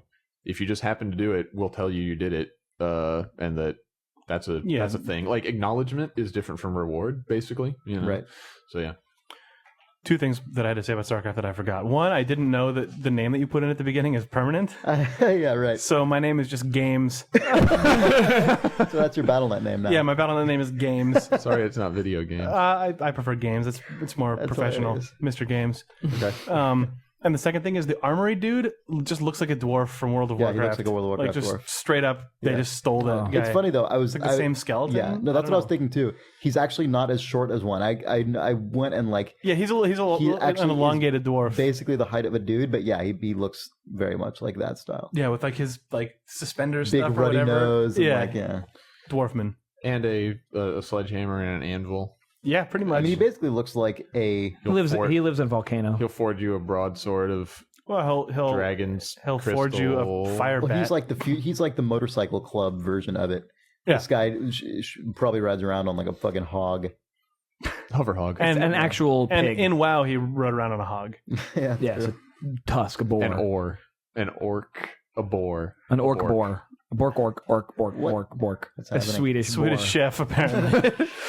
He rode around on the Swedish chef. Yeah. It was a in WoW. It's cross IP. It's one of those special $20 mounts you can buy. Yeah. Right. Bork. They're probably not $20. Bork. What else is going on these days? Oh, games. You're talking about my BattleNet account? Oh man, have you played Achievement Unlocked 2? Fuck yes. Yes, I didn't did. play Achievement Unlocked 2. I only played the original. I've not yet completed achievements. Achievement Unlocked 2, but it has downloadable content which you unlock by pressing a button, and multiple levels. It's good. New songs. It's very good. Oh really? Well, New songs? It's got a new New song. Yeah. Does I think it has 2 songs in the game. Does it have that elephant? It's got that It elephant. doesn't have that elephant. And It's that got music. You just can't stop. I couldn't stop. I could stop this time, and there were too many achievements It's for me to so complete in huge. one Yeah, setting. it's incredibly It also long. has co-op, apparently. Yeah, I haven't played the co-op yet. There's also a time trial. Yeah. It's got a piano in So it. they made it a real game. Yeah. They made it a super very real game. Except Sort it's still of, but I free. mean, it's still the same. Yeah. Well, like you as you earn achievements, you can go into a room through a door on the side of the level, which then has achievement unlocked DLC, which is just additional screens. So you don't have to actually pay money. You don't have to pay for that. money like for it, it. but they all have cheesy video game names and stuff. It's very nice. I approve. You'd like it, Steve. With that elephant and that music. Yeah, you will I won't probably be able to won't stop. be able You to will stop. not be able to stop. I'll play it. Achievement Unlocked 2. The sequel. The Achievening. Rise of Squeakle. The achievement. Achievement Unlocked Reckoning. Yeah, it's good. Those are generally the titles of the DLC, actually. The Return. Yeah, they actually are pretty much. That's pretty much what the DLC is called. Good. Yep. So yeah, that's been the games. Good world games. Games world. Okay. World O games. Okay, we're fucking losing it. You want to hear? take a break and do some reader mail? We can break. Do you want to hear something? What do you have to hear? Multi-break. I'm playing FIFA. Oh yeah, how's that going? We're talking about FIFA. I'll talk really I've quickly done Sports about Watch. one interesting thing about FIFA. Huh? Well, I mean, I was playing it with a. Steve, I played it co-op. completely. Steve just falls out of his chair and sleeps on the floor. Well, like, I mean, it has all the I fell elements asleep. of a game. I mean, if you take out of a game that we would talk Oh, about. that's good. I played it cooperatively with my roommate. Tell us and the elements. It's got like men that run around in a world. yeah, but I mean, You got your guy and the other guys. yeah, we were on the same team. Hence the cooperative nature of it. But like, we pick our squad. We decided to be the Irish team. We're gonna start like and try to get all the way to the World Cup. Is that like a race in a video game? Is that like when? Yeah, you yeah. choose- We picked our guild or our class. Yeah. We picked our class. In our race. Irish. Our racing class. Irish. Yeah. You have like character customization with colors and stuff. Yeah. You can change your jersey. Yeah. Sounds like a sweet Exactly. video game. You can Change unlock your new face and jerseys. hair. No, they're locked in. I think but you can build a star and then RPG him up, which is really cool. And then Okay. you have to play him the entire time. Like a role playing video game. Yeah, it is that. They definitely have all these elements. RPG. Anyway, what were you actually doing? Oh, well, we were trying to win. Oh. Is what we were trying to do, but we're on the same team, and like it feels like one of those games that like it's almost like it reminded me of like Splinter Cell Pandora Tomorrow, actually. Really? And the fact that like I never played Pandora. you're Tomorrow. playing cooperatively, with a very sort of like offense and defense, you have to play completely differently, and that's changing obviously dynamically by who has the ball. But being able to like, it feels like one of those things where if you can pass and kind of have that sort of shorthand with the person you're playing with, who kind of can read the field the same way you're reading it, so they're going to pass the ball, then render a certain spot, and then kick the ball in the goal. You could just destroy everybody on the planet, including the computer on the hardest level. But if you can't do that, it is a comedy of errors where you're just running into each other and knocking each other out. And Adam had 2 own goals, like where he kicked it into our goal. Yeah. But it's Do you feel- run into each other in a ragdoll hilariously? Yeah, they fall down. Okay, good. Yeah, they Do can they throw- sort of hurt, like roll around holding their shin? if they get really hurt. Yeah, they don't do it. Soccer? They don't do it for. They don't do it for performance like you would in soccer. It's because that wouldn't pass the license. But like the first time we played it, we had 5 red cards, which is obscene. So we only had 5 people on the field at the That end of just the means game. you just cleated guys' heads off. Yeah, basically. it was just it was terrible. You're just doing some Shaolin. It was just Shocker. like you'd run right at a guy and just power kick him in the chest. I approve. so but, you and Adam are not the best soccer Killing team. We started really poorly, but like again, it feels like it has this curve where if you learn to kind of like play cooperatively, given the rule set, like you could become ultra dominant. And I don't know if Adam has any interest in getting that good, but I did. Now I just play with myself. But it's fun. It's a really good entry level. I've never played a soccer game, and if you're gonna get into, if you feel like you want to get into a sports game, it feels like the FIFA World Cup one that just came out Sweet. would be. Everybody totally checked out. It was so funny. Readers, you should know that as I told you that story about FIFA World Cup, they were all looking at their iPhones. Sorry, the readers aren't listening right now. Oh, you can cut all that They're all out. looking at their phones. If you want to cut all that out, you're welcome to. no, That's it's no, we going don't. in. It's Okay. there. Sorry. You cleated a guy's face off, and then blood went spraying all over the field. So Yeah, and that, it It said fatality. And it said fatality. it's fucked up. And then I did it again, and it said toasty. It was awesome. I was reading about the new Mortal Kombat on Gama Sutra. Oh yeah, That's where Chris used to work. Yeah, wrote an interview. Did an interview. yeah, and I hadn't really heard much about it. I mean, except that I guess they're doing a new one. Who's And- doing it? Because Midway doesn't exist anymore. It's the the same same group of people, guys. but owned by it's Warner now. Schmidway. Oh, okay. It's It's, still they renamed themselves NetherRealm Studios. Yep. Sorry. you just did a Mortal Kombat laugh. That was like the game over screen laugh for Mortal Kombat. I wasn't laughing at your company name. Yes, What do you mean my company? No, them, the reader who is listening to this and works at Who Nether works at Regions. NetherRealm Studio? Nether Region. I'm not work laughing at at your Groin nether Soft. regions. Crotch Soft Inc. Uh, Beep Beep Inc. but yeah, I was reading about how they, the last thing they did was Mortal Kombat versus DC, and it was like T rated and stuff.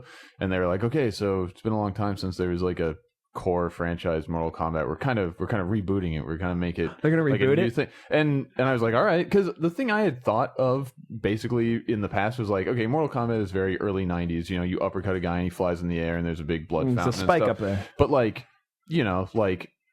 there could be a version of Mortal Kombat where it was more just like UFC, like Dudes beating the shit out of They're each gonna other. Dark Knight it. like They're it was gonna more actually reel like, it up. like dudes that were just trying to kill each Well, other. there was that in a horrible trailer, fight. the fan trailer that came out of the I movie. didn't see that. Oh my god, it was gross.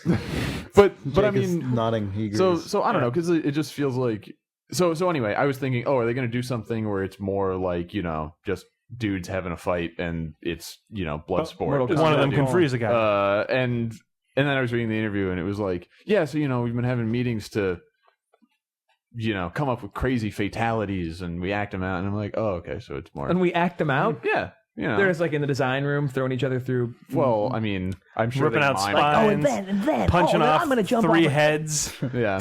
But anyway, I don't know. So it sounds like it's just going to kind of be Mortal Kombat 2 HD. I mean, which I could be incredibly thinking wrong. A Mortal Kombat thing could be interesting. I think that moment is past. But yeah. I don't think we care so much about guys getting eviscerated on spikes or grinders. Try playing God of War 3. That's different. Go on. We were at some just after work. A bunch of people went to someone's apartment to just drink and eat pizza and play video games, and someone had the latest Wii Mortal Kombat, and it has a character in it named Mocap, who is just a dude in a black leotard with mask and a bunch of ping pong balls, and that made what? That's awesome. Unlocked by default is a ping pong ball guy. Oh, so man, that really was good. pretty good. I The rest of approve that of game was complete garbage, but. What game was this? It was whatever the Because latest. the most recent one is Mortal Kombat versus DC. I think. It was the last core Mortal Kombat game that came out. Oh. It has 300,000 selectable Mocap. characters, and one of them is Mocap. That's hilarious. It's not MO''Cap, It's not unfortunately. it's not like Morton Capsworth. His name is actually Mocap. Yeah. That's too bad. I don't know. I guess I just I like at Morty. least I at least Morty like Cap. conceptually the idea of teasing things out to their logical conclusion and just being sort of like what would Mortal Kombat represent in the real world, But yeah, it's not a thing. That's interesting, but that's not what it is. Say la vie. Anything? What else went on in the world of video game news this week? Anything exciting? Reader mail. Aside from We can Chris talk- Remo. Yeah, being that the seemed that newest was the thing that hire. really blew up all the tweets. Was Chris Remo at Tweets Irrational have been Games? blown. The number of congratulations you got was retarded. People love you, Chris. It's Yeah. just me. I love. You registered a number of Twitter accounts. Mm-hmm. Yeah. So I hope that made you feel good. I tried. Thanks, Steve. I appreciate it. But yeah, reader mail. Yeah, what do that's readers have to reader say? Do you want to take a break or do you want to just do this? I have some Come selected. on. No, Let's roll. just fucking do it. Yep. I mean, a lot of them were just related to the Reader mail. podcast Rock ending. but we Lock decided- and load. Reader mail. Miles Casey Nestor says, "Hi, Hi, Miles. hi, Chris, Steven, Jake, and Sean, and/or Nick. I was thinking, No. he's not here. Nick. He thought this would be read at the PAX Hey, panel. Nick. They're talking about you on the cast. Oh, cool. He's gonna- No, you stay over there. It's fine. I was thinking. He says I was thinking about dialogue systems, and I thought I would chime in. For example, in D&D, a real person actually reacts to the things you choose to say. That's leaps and bounds ahead of what the hell. Steve is I'm like just doing a line sniffling. of coke off his shoulder. I was sniffling. I was trying to do it away from the microphone, but I guess everybody do you have wants a to runny make nose? fun of me. You need No, a tissue?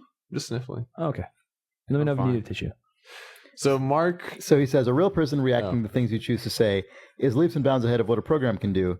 That I don't mind most of the problems with dialogue. My main problems with dialogue systems is when they're inconsistent or don't reflect knowledge or prior actions, because that breaks the illusion of interaction even more. Yeah, I agree with that. Alpha Protocol was fine because I realized the smarmy choice was to be a douche, not add levity. The professional choice was a goody two shoes agent. Aggressive was dude trying to get shit done. So he talks about that for a while. And then he also says, being a douche. then he says, when dialogue systems fail at this, though, it can be jarring. For example, in Mass Effect 2, at one point you meet up with the human who survived the first game, Ashley in my case. Your first Paragon-esque dialogue choice is something akin to saying hi to a friend you haven't seen in a while. And understandably, Ash and I got mad. After telling you off for being a douche, she accuses you of failing to get in contact with her. Wait, I thought Councilman Anderson refused to give me her contact information when I asked about her because of my connections, so I should probably say something about that. However, the choice to mention that never came up. Shepard never acknowledged my choice to talk to Anderson about her. The story was designed to imply Shepard was too busy to think about her, even though that was not the case. It actually makes that moment one of the most frustrating in the game for me. He has another long example from Macallan too, but it's really long. Oh, really? Anyway, That's the one I'm interested in. I totally agree with him on that. I completely that drives agree. me fucking bonkers. When Yeah, I I mean, and it happens in Mass Effect 2 a lot. and that's just a Whereas when byproduct it's of there designed being specifically for that stuff. It's super 500 good. million pages of content. You know, like Yeah, I we have know, a hard but- time with that in episodic content. Where I'm it's sure. like, oh, did the player do this or did the player done this? And like, you want them to come back and be like, hey, that thing you did over here that I know about. That's when dialogue systems are awesome and work. Yeah. Sometimes they don't, Yeah, I tried to, or you know, which is a failure. I did play some amount of. I mean, I played the original Fallout when it came out, and I've replayed it couple times, in the following years, but I hadn't played it in a long time, and then picked it back up somewhat recently. And yeah, like the degree to which they just didn't really support any of that in fairly flagrant ways was really frustrating to me. Like you would go like in Junktown, where there's a fairly cool setup, but there's like a crime boss and there's the sheriff that also runs a store, and you can decide who to back or whatever, like the whole thing is, okay, you can go kill the crime boss. And I did, and then I went back and talked to the sheriff, and he's like, so you better watch out for that crime boss. Don't want to get on his bad side. Right. I'm like, that kind of just thing killed is so him, bro. common in games. Just killed him. You were there. Just like stuff like that is, it's really rough when you're just like, video game, this is no longer real, which is too bad. Yep. The Mass Effect 2 thing seems more minor than that, but yeah, it's just the kind of thing where... But it's the kind of thing where that's like the moment when ideally you should be emotionally connected to the game. Yeah. It's obviously it's arguable whether you are any person is, but like that's the time when it's most important.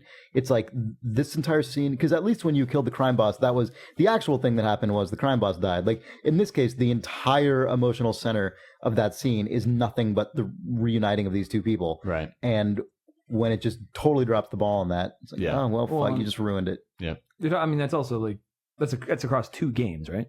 No. Like, No. I thought it was from Mass Effect 1. No. I mean, who is still alive is from Mass Effect 1, but like the whole thing of did I talk to Anderson about them yet or not? You can go try to contact true. this person in Mass Effect 2 and not be able to. Mm-hmm. And the fact that you can't say, like, I tried to get in contact with you, I really did, and like this, I get you. There were channels that were prevented. Like, they don't have to allow for every possibility. They just have to allow for the fact that you acknowledge there was a possibility. I understand. I mean, someone in that situation, you just have to be sure that you're committed to acknowledging everything that you give the player a choice about, basically. Right.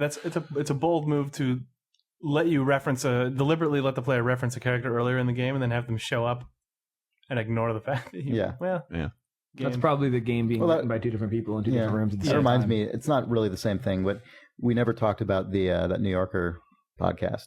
Should we talk about that? I mean, we can save it, I guess, if you want. If we already we can talk about it for a second. It was just there was a thing that I found on the Idle forums, and so it's it's on the internet. It's been talked about in a few places, but it was an interview that the New Yorker magazine podcast did with a novelist who wrote an article about playing video games with his kid, and it was good because it's a guy who's blatantly a little older than us. He's a writer. Yeah, he's a writer who doesn't really play video games. Didn't get a video game console for his kid until a couple of years ago, and then he finally started playing games with his kid, and the first game that he played was Modern Warfare 2. But how old is his kid? 16. Yeah. Oh, okay. Yeah. All right. But it basically, he said all the sort of things that I always would like someone to say who observes video games from the outside, and it was refreshing. So what were the things that he said? The basic gist of it was almost like it was funny because it was the exact opposite of like Ebert's assumptions about what games are. I mean, like probably doesn't fucking play a game. But this guy he was saying, he was playing through these games and he was just struck by seeing everything and seeing these little details and realizing everything in this game, everything that is placed in this game, everything that's modeled in this game, everything that's represented, this is a choice that a human made. Like whether it was, there for a good reason or not, like everything here someone had to create. This is entirely virtual. There's nothing, it's not like going out and filming a movie where you can find a great location and you can luck out, but you're not going to place all the buildings and trees and everything. I mean, he compared it very specifically to when he writes a novel, and he's you pick out things that you've seen in life or that you think are interesting, and you put them into a thing that was nothing before that, and it was nice and cool to just hear an interview with a dude who's like, these fascinating games, and he's talking about like Uncharted 2. Yeah, he's talking about playing Uncharted 2, and I think in the article he talks about playing Red Dead and just walking out to these vistas or like looking out over Nepal or wherever the hell it is in Uncharted and just being like, dude, all right, people are making stuff. And it's funny because I mean they didn't they briefly mentioned Ebert on the podcast, but they didn't really go into it. But I thought that was so interesting because Ebert seems to have the exact opposite notion of how video game exists, which is that it's somehow some kind of like self-replicating computer. Like when Ebert talks about why games can't be art, he's like, it's because people can do anything they want in them, and no one, in real art, it's because the person who created it has decided what's there. But in a video game, you have the choice to do whatever. And I don't That's think not he right at all. understands. Yeah, I don't think he Yeah. understands that even within a possibility space, that space Like, had to be crafted. the I mean, exact the limits bounds of that- yeah. space. Yeah, I mean, people Well, can even do beyond things, art. Like Yeah. what you're. Yeah. People can do things that surprise a designer, but still only within the context of the provided That's- systems. I yeah, mean, that's still because a designer built a system that allows that allows surprises to surprise. occur. Exactly. Yeah. And it's weird to me that Ebert made such a big deal out of something that is clearly just a misunderstanding. That's not to say he would like video games if he was corrected on that. I'm sure he wouldn't. But he really did get a lot of hay out of that, and it was nice hearing this guy who comes in from an initially equally uninformed position, but actually tries the thing. Yeah. And makes the correct observation, which is no, this is all human creation. I mean, someone sat down and made this goddamn thing. I think there's sort of, I don't know. Yeah, it feels like we are at a point in time where an outsider to just gaming, as a thing that somebody pays attention to, can come and look at games and kind of like you were saying, like through a surrogate, like through their son, that gives them an excuse to play it, can see them and be like, holy shit, legitimate things are being created here. Weird. That the book Extra Lives by Tom Bissell, like he had played games on and off, like for his whole life or whatever, but like it was kind of, he said around 2007 when we know a bunch of amazing games like Portal and Mario Galaxy and the original BioShock and stuff came out, that he picked some stuff up and started playing. It was like, holy shit, things like this might actually be like a real, that's like, the exact thing reaction that's going on, which is awesome. That's just like, okay, if you actually look and pay attention, people without the background in years and years of gaming can tell that really interesting stuff is being done with the medium. So, And that topic I think relates to this other reader mail someone Were you gonna wrote. say something? Yeah. Sean, I was sorry, gonna tell a brief thing about, like, that's the exact experience that I just had showing somebody who hadn't seen games. She was like interested in games. We sat down, we played Portal and Limbo. And she had two very different reactions to them. With Portal, it was more about my reaction to her playing it, because I just gave her the controller and she hadn't touched an analog stick in her life. And like watching her just kind of like ease her way out of that first little pod that you're in and slowly go around corners while she's learning the controls, but also just kind of interested in the space, was like watching somebody role play that character. And also because like she's female, the character is female. Yeah. And then like as she gets to like the third room, she's like, can I die? And I was like, yeah, you can die. She's like, because I've been really nervous, like, and just watching her creep through the space, and like she got all the way to the end, or to like the 15th one, and then I kind of like helped her through that. But then we threw in Limbo, and it was like she couldn't, like, this is what people are making. Like, people are making these things that are actually statements and actually choices, and like, why did they choose to make this game like this? And I was like, because they wanted to say something, like they wanted to make a thing. Ebert. Fuck yourself. Yeah, I really felt that way about it's kind of cool that that's where games are. Yeah, where like people know that they exist, but they know that they exist via Modern Warfare 2 commercials and what World of Warcraft is, and that's or just legacy thoughts about Space Invaders games or whatever. Grown still, up, or like whatever happened to Pac-Man? Asks a Fox News anchor 3 years ago. Right, they played Mario, like Super Mario on the SNES when they were like 10, and then didn't really play any more games or whatever. Yeah, well. Like, I mean, Limbo, when I had that same sensation when I played it, especially at the beginning. I was just like, man, people are making real things. Like I felt that weird feeling of being like jealous of the generation that's growing up now, because it's like the people that made Limbo are making it because they played Mario when they were a kid, and their brain extrapolated out, oh, this could be about childhood. So now it's like people who didn't have to go through stupid, like weird, like pantomime shit and just experience things starting at noir. Yeah, like, it's like people growing up now, movies. People that are like 8 or 10 now, they have an Xbox, they could load up Limbo, and like they're starting from the point of like, video games can be expression like this, and like mean different things to different people and be a mirror of their creator. So we're just going to start with that as an assumption, which is fucking awesome. I wish I could be that, but yeah, I don't know. I get your role in the new Baby movie. Evolutions like that. College Baby 2? Yeah, I get your role in College Baby 2, and you can start from there. Graduate school? Yeah. Baby, back to basics. Oh, college Baby has a baby. Yes. Yeah, and it's you, and it's hot scoops. That baby starts out as a fully grown adult. No, it's just a shiny little body with Steve's head on it. Oh, okay. They composite Yeah. my face. And No it's one you, do it's that. You in front No of, one make that you in front of a Photoshop. 60 You inch. still that also don't Photoshop. talk for yourself, and they've like motion matched Tom Hanks's mouth over your mouth. Yeah. And it's you sitting For the in front of your talking. Xbox being like, all I know is expression. It's going to be really arty and Nothing good is Oh, happening. it's right gonna No, now. this is a good movie. cool. Yep. Baby 2, So, back to baby basics. What was the other reader mail that related to this? Yeah, sorry. The other email that reminded me of this, and it's certainly probably something we've talked about before, but Video games. Jared StarCraft Garst 2. writes, "Why are there Far Cry. gamers? I spend more time reading and watching TV than playing games. I'm not called a reader or a watcher, but people We call you readers we all call the you readers time. all the time. You son But of a people bitch. do refer to me as a gamer. Why is this? The implication seems to be that I should relate to other gamers, but I understand that they are an undesirable, dangerous youth element." Jared Garst. I think it's a popular literacy issue.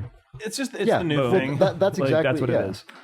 Yeah, there's still. Do you have a dividing line. literacy or not? Well, also just there's a still dividing line between people that do play games Exactly. and people that don't. Right. That's why you have people like this who can go and play, Uncharted 2 and Modern Warfare 2, whatever, and play these games and be so surprised and be so taken aback because for as long as they've known about games, or at least as long as they've known about the past several generations of games, it's been this thing that like gamers do. Yeah. He even talked about that. If you listen to the beginning of the podcast, he says, I was really reticent to pick up that controller because that seems like I'm making this choice to like step into this virtual world and like identify with this thing and It like becomes like a life choice, a lifestyle choice. right, that exactly. touch a console controller. Yeah. And yet, even when he's talking about it, he's like, and my friend and his kids, they play these games. And, the way he says it, you don't ever talk about things that way unless it's certain things like video games. It's a conscious thing that you have to do, which certainly keeps video games within the same stylistic kind of corral. It's certainly a big part of that because people who might be interested in other settings and other topics and other themes, he was saying at the end of the podcast, the interviewer asked him, "Would you like to write for video games? Would you like to do?" And he said, if someone gave me the opportunity, I'd love to be one of the people who sits there and like decides what goes where and what you do. It was interesting that he didn't want to write for games. What he wanted to do was sit there and like examine, create the world. Like he wants to create the world. He said he wants to look at a leaf and then figure out how to algorithmically make it catch and refract light. And I was like, what? But he also that made me really happy though. Like whatever. It was cool. But then after that, he said, but the game he really wants to see is one that's actually about people and how they truly interact in the world, and not how, like, he was talking about how gorgeous he thought Uncharted 2 was, but obviously it's still this like it's a goofy, ridiculous, goofy thing. Yeah, Mm-hmm. I mean it's preposterous still, but he was saying he would really like to see games that are actually about how real people actually interact with each other, which is it's a shame that you have to like wish for that because it's no other. But it's hard to do. It is really hard to do. It's Probably the very- hardest thing we have. Yeah, no, absolutely. Yeah. It's just a shame because it's maybe not super common to find like a big Hollywood picture that actually represents people in a believable, genuine way. Very but easy you can certainly in do comparison. it. Like, I mean, it's very. Same goes with literature to even more extent, and even television these days. Yeah. And, I feel But I like do think the in positive this thing modern about epoch. I mean, the positive thing about that to me is that it's sort of like I feel like that's the same kind of thing that a lot of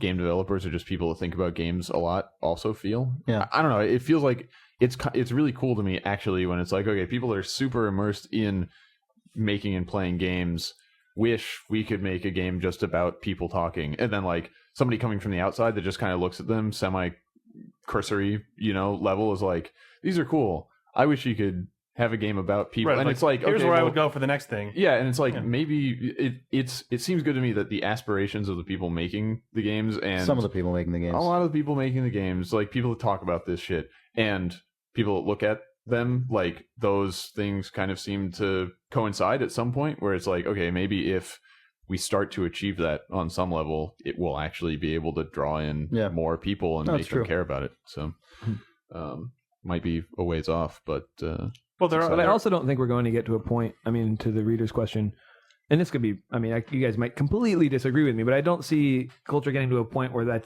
changes. Like, I don't think games are going to be ubiquitous. Yeah, I kind because of you learn feel to that way as read well. in school. You learn to watch movies by being a person who can see. Right. Like, the literacy of becoming a gamer is completely different. It's a learned skill. That's true to Kind a of. certain degree, but if you just pop out of a womb into a house that has an Xbox controller, it's a lot more natural a thing than when that shows up when you're in high school. Definitely, yeah, and definitely. I mean, but nobody's going to put you through the coursework unless it's your parent.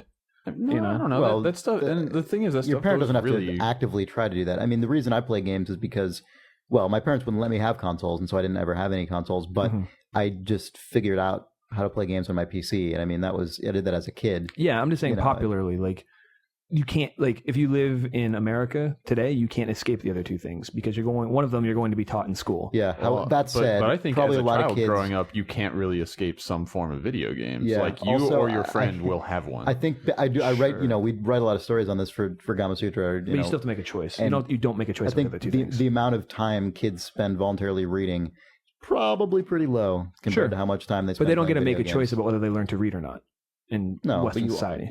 But that's different than actually using that to read a novel. I mean, you also read in a video game and watching TV, and I mean, not to the same in-depth extent, but I mean, reading is a general skill. Sure. Reading a book is a conscious decision you have to make. Right, but I'm talking about only general skills here. The how-to is still, there's a barrier to entry with video games. You have to make a choice to learn the but how-to. it's way easier to gain facility at progressing through a video game than to read the English language.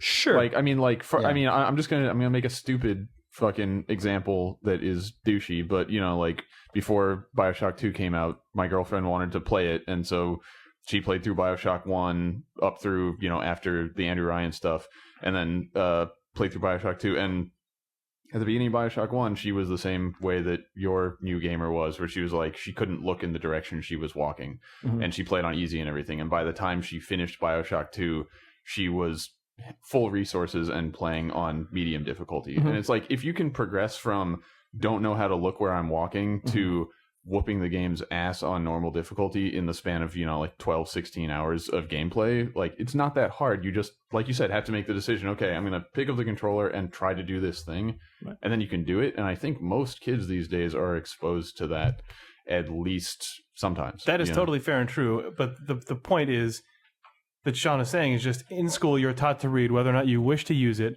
Yeah. And your eyeballs exist to observe things passively. Yeah. So television and movies are consumed by default. For sure. Like Rachel, sorry, I don't know if I'm allowed to say Rachel. You already said Rachel. You love to say it. She would not. Person, lady goo. She wouldn't have spent that 12 hours if you hadn't made That's absolutely BioShock true. 2. That's absolutely true. But she still would have been able to read a sentence or look at a picture of something that moves. Yeah, absolutely. But I think it's also a generational thing as we're going forward. I think I think it's the thing that kids are just going to pick up and play more, like more and more common. You don't, whatever. You grow up like in as whatever, a first world thing, weird town, obviously. Fuck you. But I mean, literacy is higher in the first world. What is Weird Town as well? I mean, I got my first console when I lived in Texas. I lived in, a city. Then I moved to a small town and still had video games. But yeah, I just think I was picturing you like living in wherever. Where is it? In Wyoming? Yeah, like wrestling animals to the ground and stuff. That happened, as well. In addition, but I mean, another to the point. I mean, we can move on. Actually. Well, I don't know. I just feel like video games. Well, that's the thing. Is aside from the ubiquity of them being there, they're the forms of them are also just spreading it, just like diversifying as we go forward too. Where you don't have to know what a video game controller is to play iPhone games, for instance. Right. Also, just like don't worry about being called a gamer. Just like be somebody who likes games. Like I think a lot of the culture plays into that as well. Yeah. No. Absolutely. And I think it's like, yeah. I think that label will apply to a smaller and smaller subset of people who play it games. applies to the community that kind of engages in it. That is a gamer's gamer, so to speak. Yeah. Or it's more of a lifestyle choice. We're now as opposed called to a the thing core you do. gamer, so to speak. Yeah.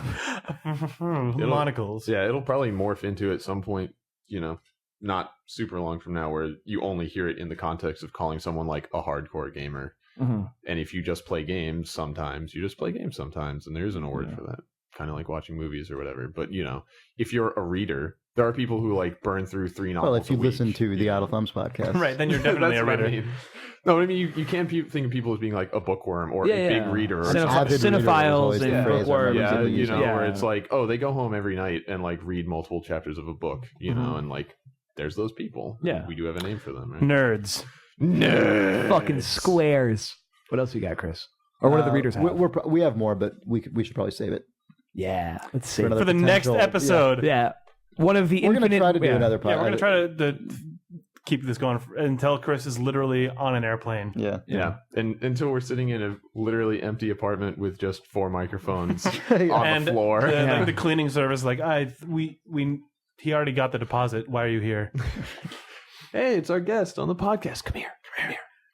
You play video games? What? Just here to I'm not a clean up. gamer. I didn't. Oh, I'm not really. I I don't didn't play want those I don't, games. I don't play Those those games. games. Yeah. Anyway, All right. bye. Video games. Bye. Take care. Be well. Say something, Steve. Bye, guys. Hey. Video games.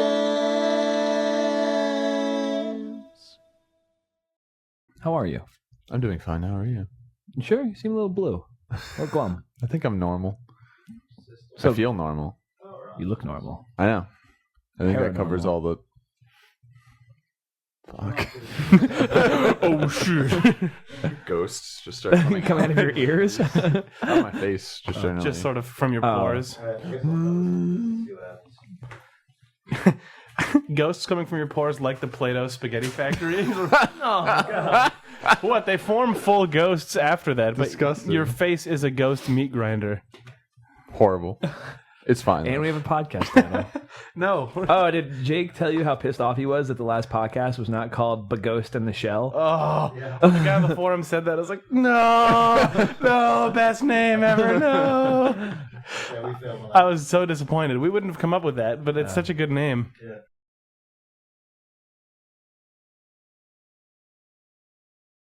Some people ask why choose the moon? Why choose this as our goal? Yeah. To those people, I would ask, why climb the highest mountain? Why, 35 years ago, fly the Atlantic? Why does Rice play Texas? We choose to go to the moon, Steve. We choose to go to the moon and do the other things for some other reasons because it's going to be tough to do. So might as well try it. Give me $2 billion. We're gonna go to the fucking moon. Anyway, go ahead. Why does Chris Remo like the moon? I think no atmosphere. Low gravity. He digs that. He's into that. He likes astronaut footprints. Or like a thing that he's into. I don't know why I think it's so funny. All right, do we have enough mic tests now? Or Saying things around the moon. That's why Chris likes the moon. astronaut footprints? Those are pretty sweet. That's pretty awesome. They don't move because of the previous two things. Fuck. Well, mostly the first one. Favorite thing you've ever said. Fuck Chris. Congrats, Chris. Yeah. Fuck Chris. Fuck Chris. Congrats, Chris. Fuck Chris.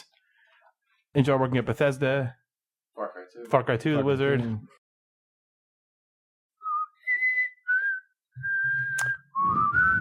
It's. Guys,